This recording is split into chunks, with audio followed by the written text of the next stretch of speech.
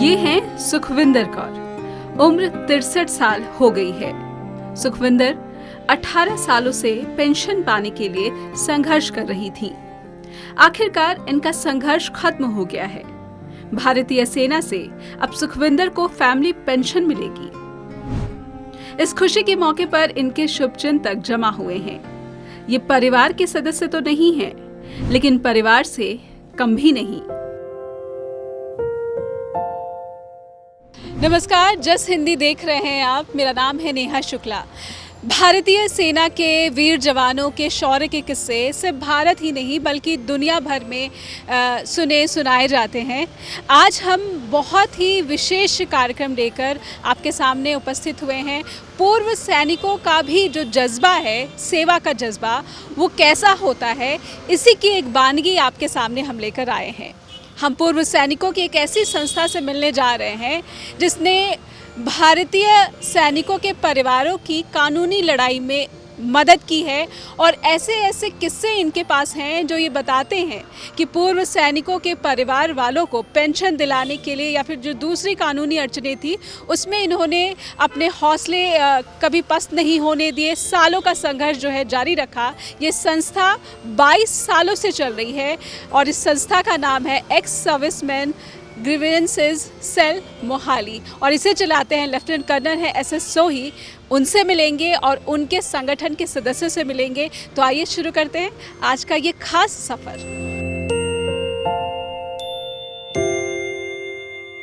हमारे किसी भी सैनिक का जिसका भी हम केस शुरू करते हैं, जब उसको पेंशन मिलती है,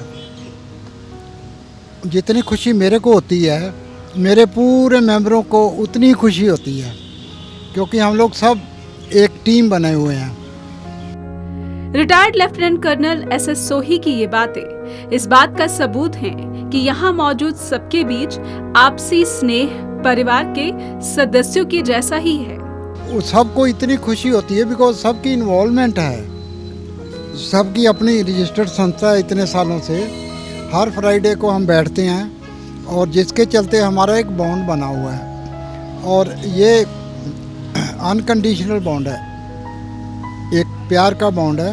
इसमें कोई किसी का हम खर्चा नहीं करवाते, कोई पेमेंट नहीं लेते। 20 रुपये मेंबरशिप ही रखी है साल की, तो इसलिए जस्ट एज ए टोकन रखा हुआ है। रिटायर्ड कर्नल SS सोही एक्स सर्विसमेंस ग्रीवेंसेस सेल के जरिए पूर्व सैनिकों के परिवार वालों की मदद पिछले 22 सालों से करते आ रहे हैं। कहते हैं कि पेड़ के नीचे ही ऑफिस शुरू करना पड़ा। पूर्व सैनिकों के परिवार वालों को बिना झंझट कानूनी मदद मिल सके, इसलिए पेड़ के नीचे ही टेबल कुर्सी लगाकर दफ्तर खोल दिया। 22 सालों से ये सिलसिला चला आ रहा है। हफ्ते के हर शुक्रवार को दफ्तर सज जाता है। टेबल कुर्सी ये घर से ले आते हैं, ये सब फोल्ड करके कार में रख लेते हैं, और जब आते हैं शुक्रवार फिर ले आते हैं। बारिश आ जाती है, फोल्ड करके गाड़ी में, हम भी गाड़ी में। तो ये 20-22 साल से इसी तरह आप कुर्सी में जो है फोल्ड करके ले जाते हैं, फिर हर शुक्रवार को वापस आ जाते हैं जी। यही हमारा है। तो आपका ये जो मोराल है, ये जो मनोबल है, बना कैसा रहता है? कभी इसीलिए बनता है जी कि जैसे एक पेंशन किसी को दिलाते हैं हम, जैसे इसको दिलाई है, अभी मीडिया आया था, सब कवर करके गया है, और कल पत्रों में, पेपरों में आ जाएगा, अलग अलग सब में आ जाएगा, और ये सब गाँव में खबर जाएगी। तो ऐसा और भी जितने केस हैं वो सब हमारे पास आएंगे। और दूसरा, हमारे जान पहचान वाले जितने हैं, एक तो वो बोलेंगे कि यस गुड, शाबाश, आपने बढ़िया काम किया, तो उससे हम चीयर अप हो जाते हैं पूरी टीम। अभी इसमें हमारी पूरी टीम का अभी फ़ोटो, जॉइंट फ़ोटो लिया सबका बिठा के ग्रुप में, तो वो फ़ोटो भेज दिया हमने प्रेस वालों को। अभी फ़ोटो आएगा, वो सब मेंबरों का फ़ोटो आएगा, और हर परिवार वाले, गांव वाले बोलेंगे हाँ ये आदमी तो हमारा है जी, ये तो मेरा चाचा है जी, वो तो मेरा मामा है। तो उससे हमारा जो है ना, वो सबसे लगाव गांव में एकदम पर्सनल कांटेक्ट सबसे हो जाता है। तो आगे इसी तरह का उस एरिया में कोई भी दिक्कत है तो अपने रिश्तेदार को बोलेगा, हाँ जी आपने पेंशन दिलाई थी जी, आपकी फ़ोटो आई हुई थी, तो इसको भी कुछ करो। तो ये इसी तरह ही हमारे पास और आ जाते हैं। जब आ जाते हैं तो हमारे को बड़ी खुशी होती है, भी काम मिल गया। हम तो खाली बैठे हुए हैं, इधर बैठे आगे बैठ जाते हैं हर शुक्रवार, चाय पानी पी के चले जाते हैं। को आ जाए तो उसका काम कर देते हैं, कोई नहीं आ जाए तो उसका भला ना कर, तो हम तो अपना काम करते रहते हैं। तो जब को आता है तो हमको बड़ी खुशी मिलती है, और जब उसमें कामयाबी मिल जाती है तो और भी खुशी होती है।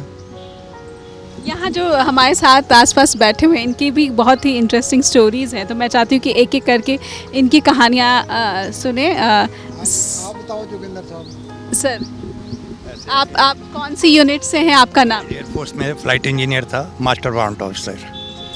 और मुझे जस्ट रिटायरमेंट से कुछ देर पहले मेरे को हार्ट अटैक हो गया था। हार्ट अटैक क्या, वो तो एक किस्म का आसमान गिरने वाली बात हो गई, क्योंकि बच्चे छोटे थे, उनको करना भी है, नौकरी में कर नहीं सकता था उस हार्ट के साथ।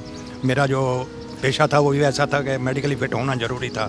ग्राउंड ड्यूटी मैं कस्टम नहीं था, कर भी नहीं सकता था, तो मैंने नौकरी को अलविदा कर दिया। आने के बाद दिक्कतें इतनी आई कि पूछिए मत कुछ।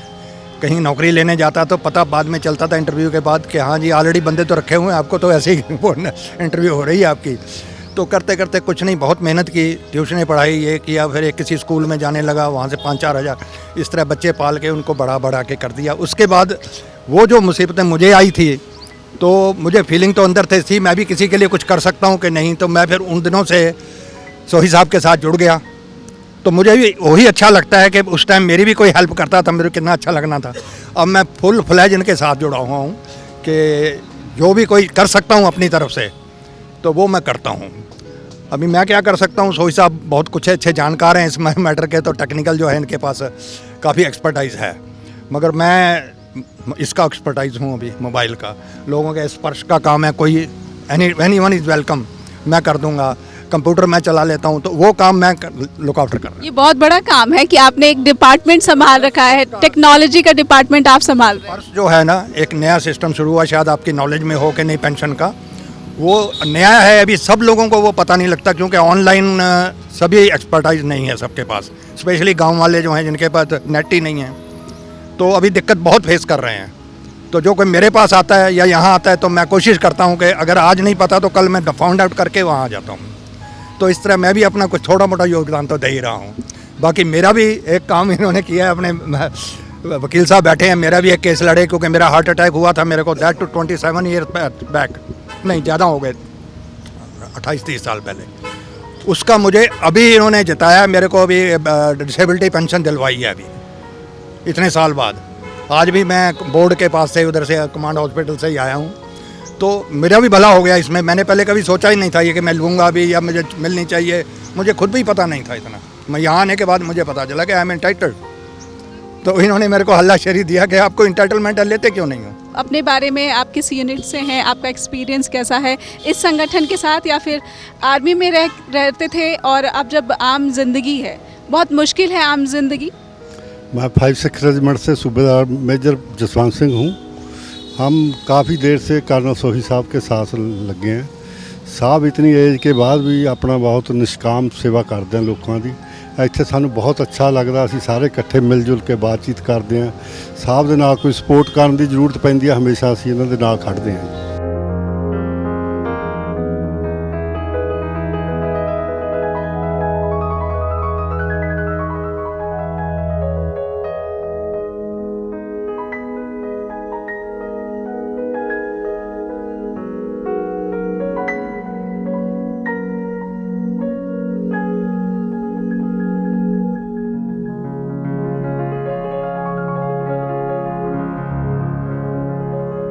कोई कहानी ऐसी है जिसने आपको इंस्पायर किया कि आप एक्स सर्विसमैन्स ग्रीवांसेस सेल जो है बनाएं?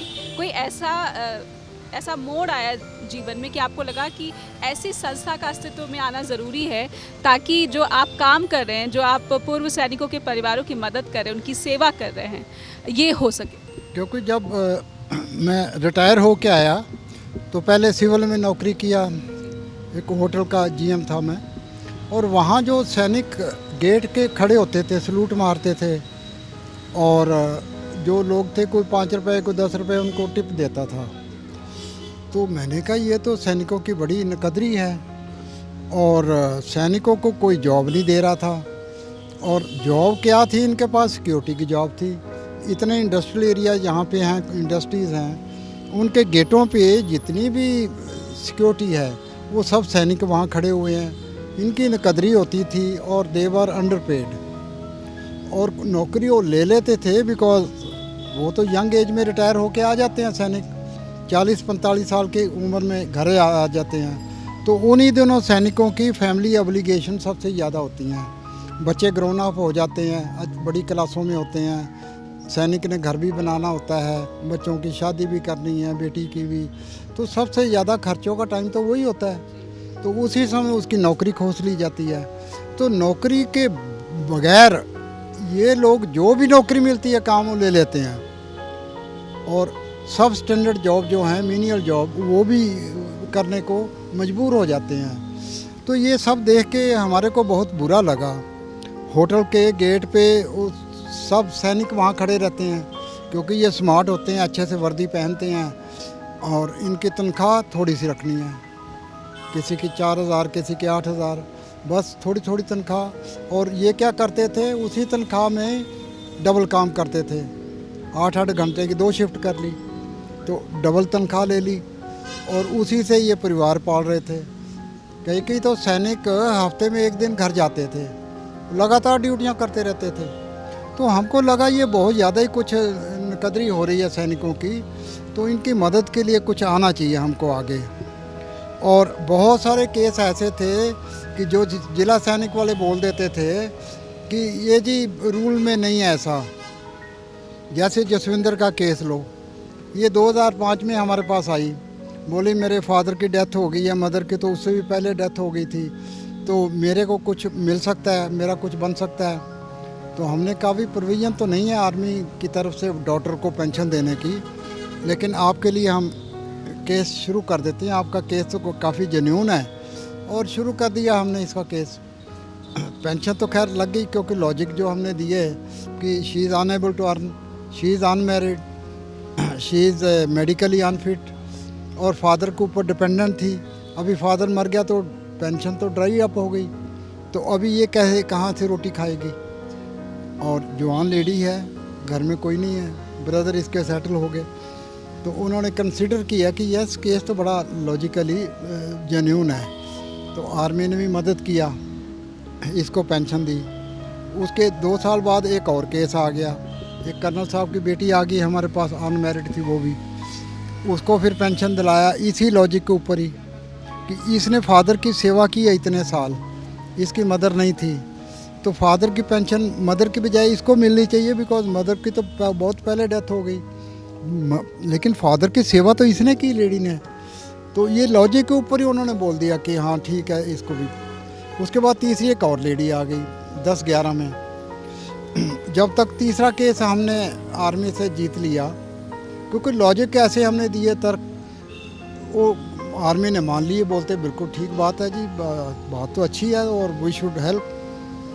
अगर हम सैनिक अपने आपको जब ये सफलताएं मिलती गई तो आपको लगा कि अब जो आपकी सेवा का दायरा है ये थोड़ा और बढ़ाना चाहिए। मैं देख रही हूँ कि आप एक पेड़ के नीचे, मैं चाहती हूँ कि मेरे जो कैमरा पर्सन है वो दिखाएं कि ये जो दफ्तर लगता है वो कहाँ लगता है। एक्स सर्विसमेंस ग्रीवांसेस सेल का जो दफ्तर है ये पेड़ के नीचे लगता है और हर शुक्रवार को लगता है। और यहाँ पर हमारे इर्द गिर्द जितने भी वरिष्ठ नागरिक बैठे हुए ये सब सेना से रिटायर्ड हैं और इन सब का अपना अपना अनुभव है भारतीय सेना का।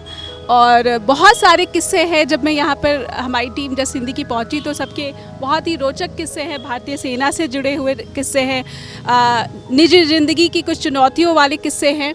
तो सर मैं चाहती हूँ कि आपने ये क्यों चुना कि पेड़ के नीचे दफ्तर लगाया जाए, क्योंकि आर्मी आपकी मदद कर रही थी। इससे पहले मैं इस पे आता हूँ। पहले जो बात कर रहा था मैं, जब तीसरी लड़की को मैंने पेंशन दवाई, आर्मी की लड़की को, तो तब तक 2012 में आर्मी ने रूलिंग निकाल दिया कि सब डॉटर्स को पेंशन दिया लागू है, ये निकाल दिया 12 को। ये हमारे 3 केस जीतने के बाद डॉटर्स को एलिजिबल कर दिया फैमिली, हाँ फैमिली पेंशन के लिए। तो इसी तरह ही हमने और 10-11 आर्मी की रूलिंग चेंज करवाई हैं। पहले डबल फैमिली पेंशन नहीं मिला करती थी विडो को, तो वो भी मैंने केस टेकअप किया भी जिस लॉजिक के ऊपर लेडी को आप पेंशन देते हो उसी लॉजिक के ऊपर ही इसको डबल पेंशन क्यों नहीं दे सकते, क्योंकि जब 2 पेंशन नौकरियां करता है तो 2 पेंशन मिलती हैं उसको, तो वही 2 पेंशन आगे विडो को भी मिलनी चाहिए। आप विडो को नहीं देते क्यों, ये तो इनजस्टिस है। तो जस्टिस के लिए हम बात करते हैं, तो वो उससे उसको आर्मी ने रूलिंग चेंज कर दिया, बोलते हैं हाँ ठीक है डबल फैमिली दो भी सबको दो। तो इसी तरह हम दरख्त के नीचे बैठ के ये अंग्रेजी लिखते थे और ये सब रूलिंग चेंज करवाते थे। अभी आप पूछ रहे हैं कि हम यहाँ क्यों बैठते हैं। देखो मैडम, ये सामने जिला सैनिक बोर्ड का दफ्तर है। अक्सर लोग काम करवाते हैं लेकिन काफ़ी काम ऐसे होते हैं जो वो नहीं कर सकते, जो हम कर सकते हैं, और बहुत सारे काम हैं जो हम नहीं कर सकते वही कर सकते हैं, क्योंकि वो सरकारी बंदे हैं, उनको तनख्वाह मिलता है इसी काम का। लेकिन कुछ एक केस हैं जो वो नहीं कर सकते, जैसे लीगल केसेस हैं, तो वो हमारे पास एडवोकेट साहब हैं, हमारे पूरी टीम है, ये सब अलग अलग फील्ड के एक्सपर्ट हैं, अलग अलग आर्मी की यूनिटों से, अलग अलग कोर से हैं। अच्छा दूसरा हमारी ये सामने कैंटीन है, CSD कैंटीन। पहले दिन से हम CSD कैंटीन के सामने जो भी दरख्त होता है उसके नीचे हम बैठते हैं, ताकि we are under nobody's obligation. कल को बोल सकता है जी कैंटीन में तो जगह नहीं, आप क्यों आके बैठ गए जी, बाहर निकालो जी, यहाँ तक क्यों बैठ गए, क्योंकि हम तो कुछ सरकारी बंदे नहीं हैं, हम तो एक वो सेल्फ सर्विस कर रहे हैं, वो क्या बोलते हैं उसको, वॉलंटियर, तो सर्विस दे रहे हैं हम तो फ्री ऑफ कॉस्ट लोगों को। लेकिन इस पे भी कईयों को दिक्कत थी भी आप यहाँ क्यों बैठ गए जी, आप बाहर निकलो जी, उधर बैठो जी, बाहर जाओ। तो हमने पहले दिन से ही हमने कहा भी किसी को बोलने का मौका ही मत दो।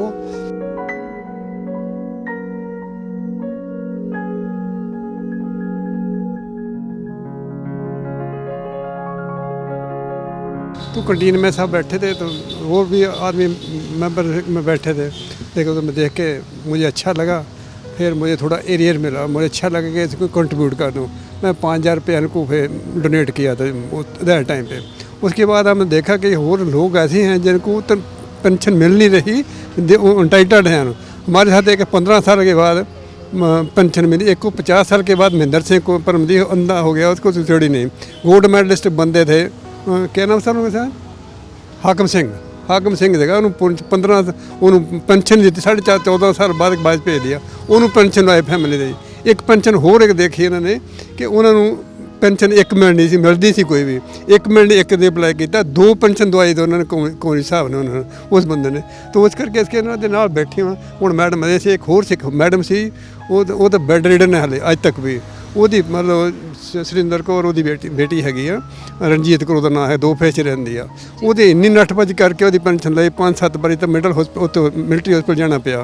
उसके बाद उसके रोपड़ में जाना पड़ा उसकी पेंशन पुराना रिकॉर्ड लगाने के लिए। मतलब जितनी नट्ठभज हो सकी मैंने उसकी की, उसको 15 मिल गया, 18 लाख रुपया उसको एरियर मिला। और उसकी पेंशन भी नंबर जितनी है 12-14 हज़ार प्लस एरियर जितने सारे मिल गए उसको। इस करके मेरे साथ कोई 100 साथ जुड़ा हूँ कम्प्लीटली, जितना पूरी एडमिशन 8:30-9 बजे कोई सा होते हैं मुझसे पहले आ जाऊँ। इस करके मेरी एडमिशन मैं सोशल सर्विस थोड़ा लगाता हूँ। प्लांटेशन बहुत किए मैंने, 2 फेस में 4 सारे। तो इस करके मेरा इधर से भी प्लांट गया था, वो भी प्लांट इतना बड़ा हो गया। तो इस करके मेरा अटैच्ड हूँ इनके साथ बहुत क्लोजली। तो ना सिर्फ पूर्व सैनिकों के परिवार वालों की मदद की जाती है, उनको पेंशन दिलाने की या फिर कानूनी जो लड़ाई है उनके लिए यहाँ पर आवाज़ उठाई जाती है, उनको मदद दी जाती है, बल्कि जो समाज कल्याण के जो दूसरे काम है जैसे कि वृक्षारोपण, पौधे लगाना और पर्यावरण को जो है सुरक्षित रखने की जो कोशिश है वो भी इस संगठन के सदस्यों की तरफ से की जाती है। यहाँ पर भी हमारे साथ एक वरिष्ठ पूर्व सैनिक मौजूद है, आइए उनसे भी बात कर लेते हैं। जी सर, आप अपना नाम और किस यूनिट से हैं? मैं कैप्टन मक्खन सिंह, मैं आर्मी फिजिकल ट्रेनिंग कोर्स से रिटायर हुआ हूँ एज ए कैप्टन। तो मैं तकरीबन हम लोग जब से शुरू किया है तो कर्नल साहब के साथ ही हूँ, इसके शुरू करने वालों में मैं भी इनके साथ था। तो सब काम हम मिलजुल कर रहे हैं। जो भी अगर किसी को किसी प्रकार की भी सहायता होती है उसको पूरी मदद करते हैं कर्नल साहब के साथ। और जैसे जैसे हमारे को इंस्ट्रक्शनें देते रहते हैं हम वैसे वैसे ही लाकर उनका जो भी डॉक्यूमेंट्री कार्रवाई है या और कुछ करना है तो वो सारा करके, तो ताकि उनको जल्दी से जल्दी पेंशन मिल सके और उनको एक अच्छी ज़िंदगी व्यतीत करने का मौका मिले। इसीलिए मैं इसको हम ज़्यादा खुशी से यही काम कर रहे हैं कर्नल साहब के साथ। पूर्व सैनिकों के हौसलों की उड़ान की ये सच्ची दास्तां इसके आगे भी जारी है। अगले हफ्ते इसी समय आपको मिलाएंगे इस संस्था के कई अन्य ऐसे पूर्व सैनिकों से जिनके योगदान से कई जिंदगियां मुस्कुराने लगी हैं। अगले हफ्ते पूर्व सैनिकों के हौसलों की उड़ान में शामिल होना भूलिएगा नहीं।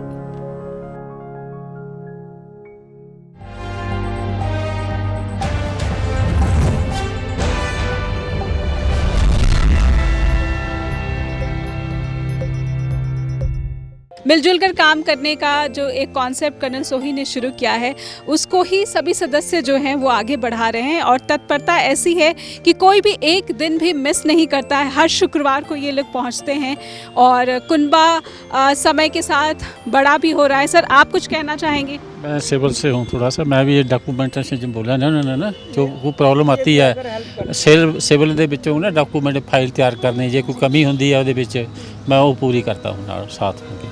हाँ जी, सिविल से हूँ मैं भी।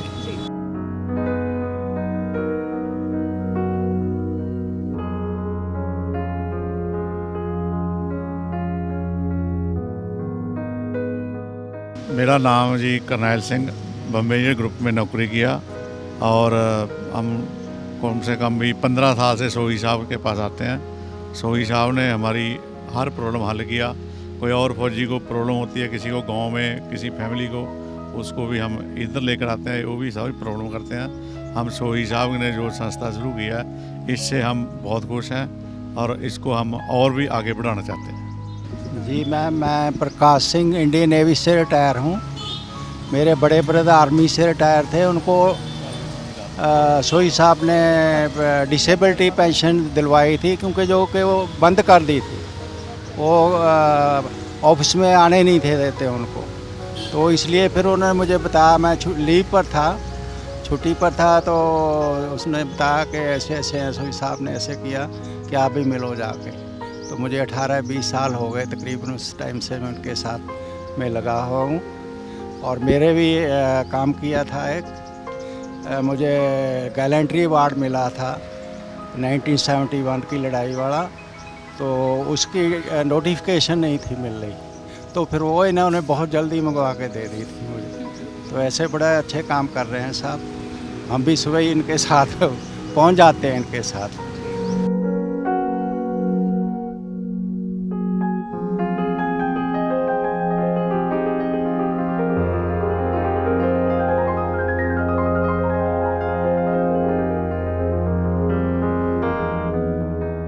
मैं एयरफोर्स से रिटायर हुआ हूँ और मैंने 65 और 71 दोनों बारें में एक्टिव पार्ट लिया है और मेरे को मेडल भी मिले हैं।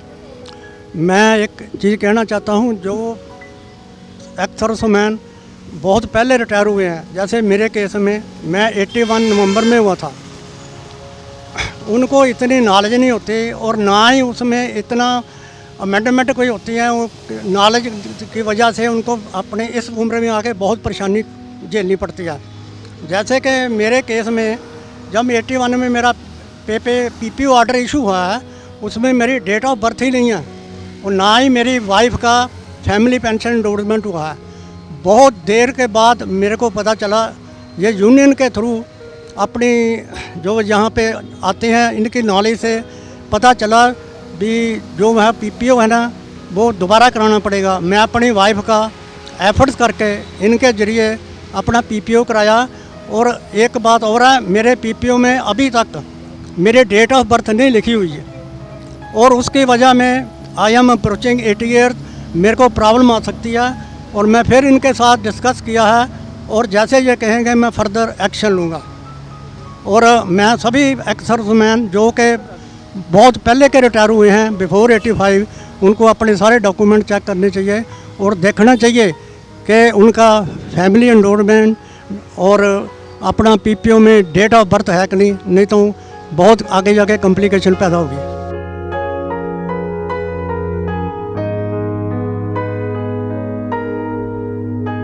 इस वक्त मैं जिन सज्जन के साथ खड़ी हूँ, इनकी कहानी इतनी दिलचस्प है कि जब जस हिंदी के दर्शक सुनेंगे तो वो भी बहुत चक्के रह जाएंगे। भारतीय सेना के ऐसे वीर किस तरह से अपने ज़िंदा होने के लिए भी संघर्ष करते हैं, आइए उनसे सुनते हैं।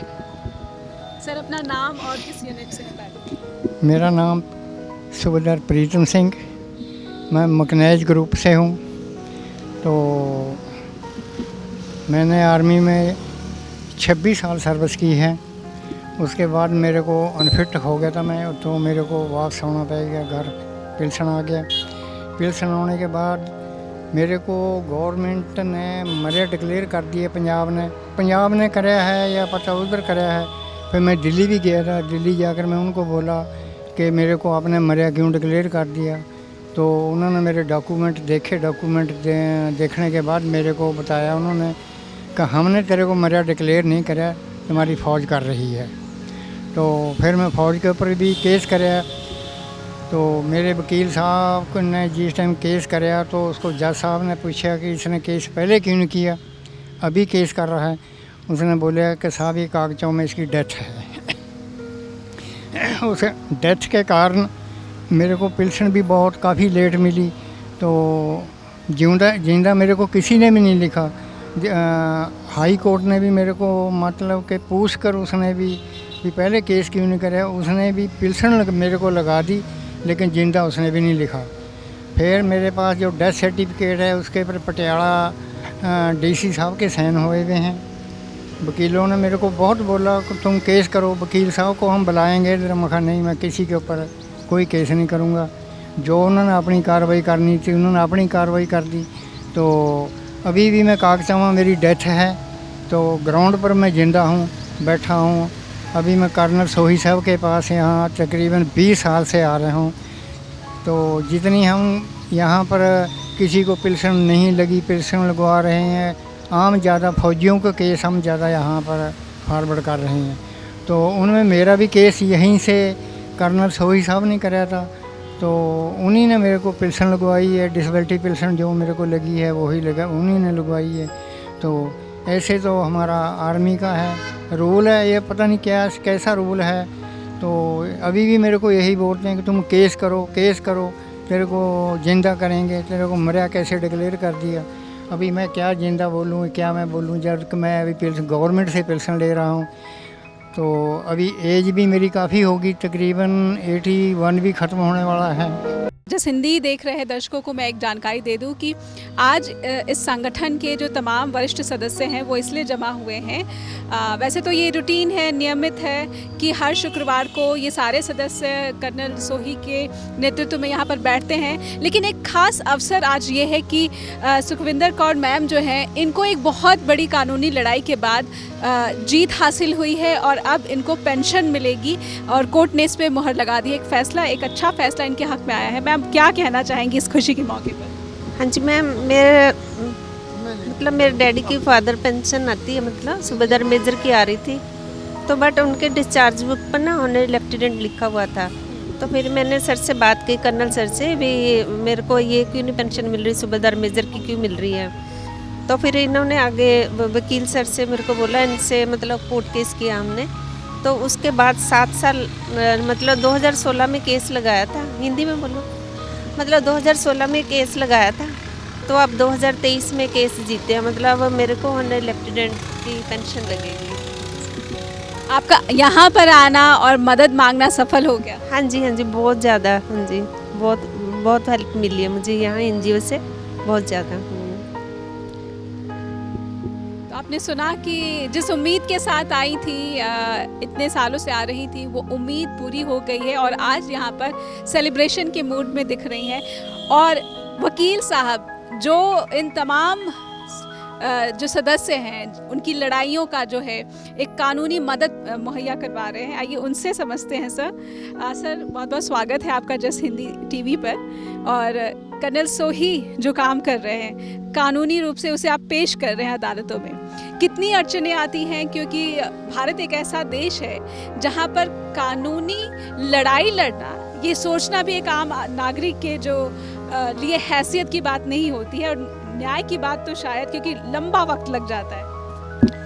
Thank you very much. सोई साहब एक बहुत अच्छा काम कर रहे हैं in the interest of ex serviceman welfare. और जब कोई मसला टेक्निकलिटीज़ में फंस जाता है तो फिर हम उसको कोर्ट में लेके जाते हैं। अभी जैसे ही मैडम का केस था तो सोई साहब ने उसको टेकअप किया था, तो गवर्नमेंट ने जवाब दिया कि इनके फादर को जो ऑनररी रैंक मिला था it was given after retirement.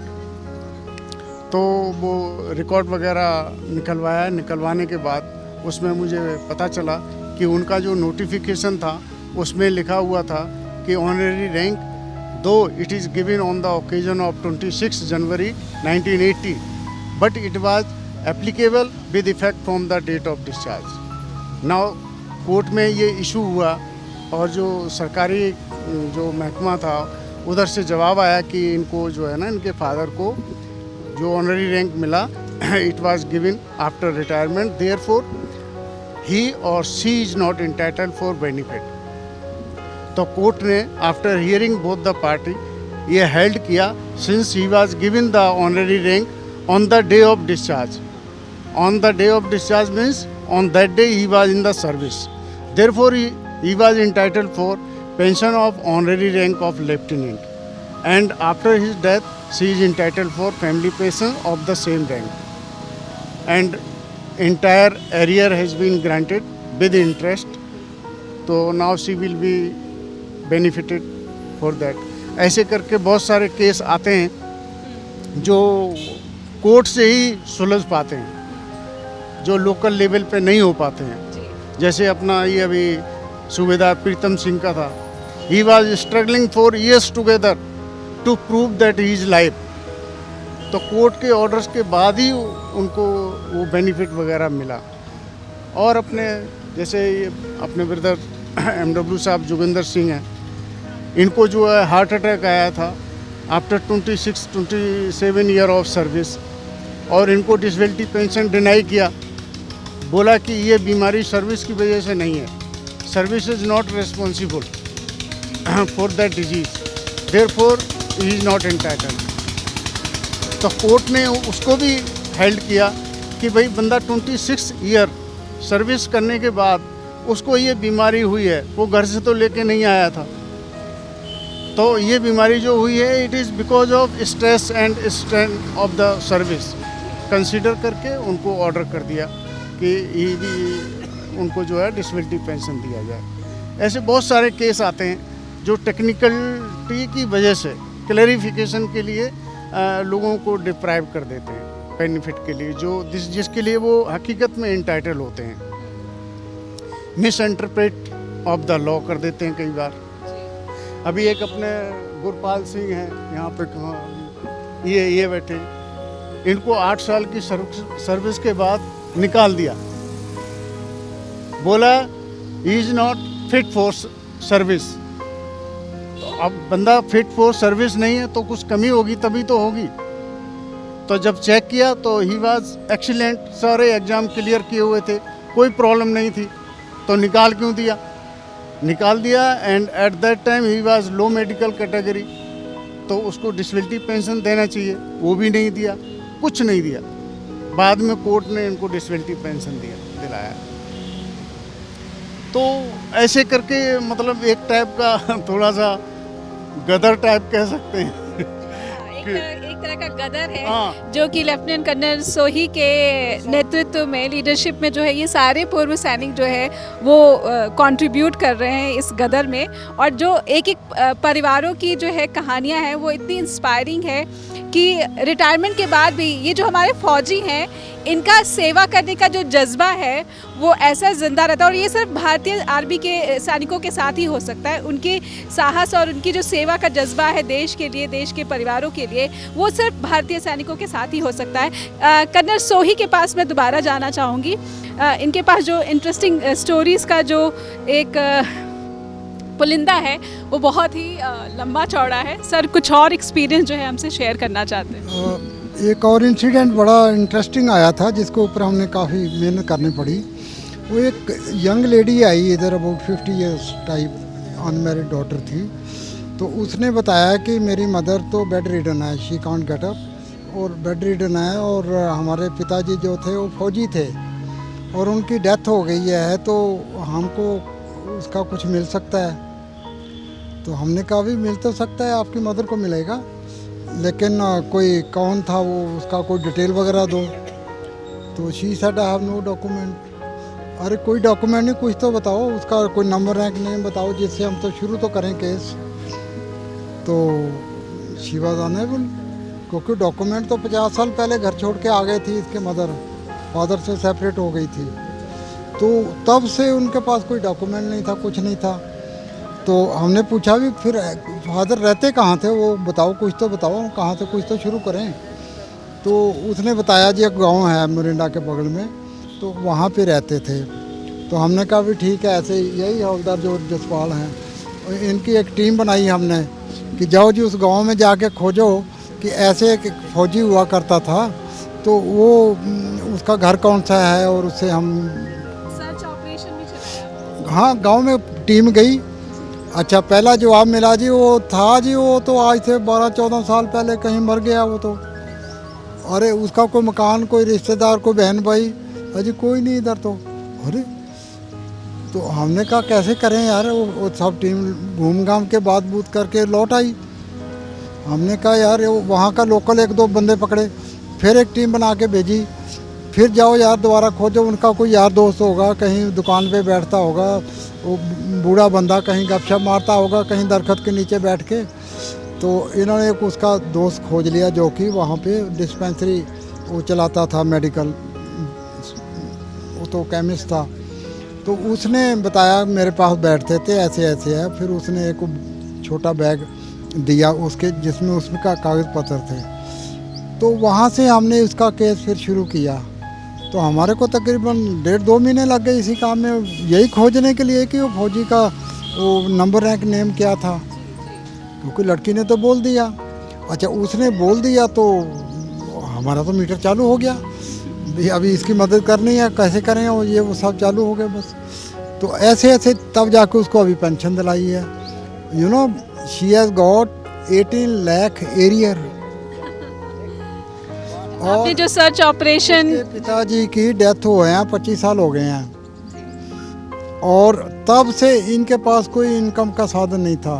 तो पिताजी 1-2 लाख या 2-3 लाख को इनके पास छोड़ गए होंगे, तो उसी से रोटी खा रहे थे। छत लीक करता था पूरा घर का, कमरा वो एक बना के दे गए थे, वो लीक करता था, दीवारें सब उखड़ गई थी, कोई पेंट नहीं कभी किया, तो वो सब अभी किया है।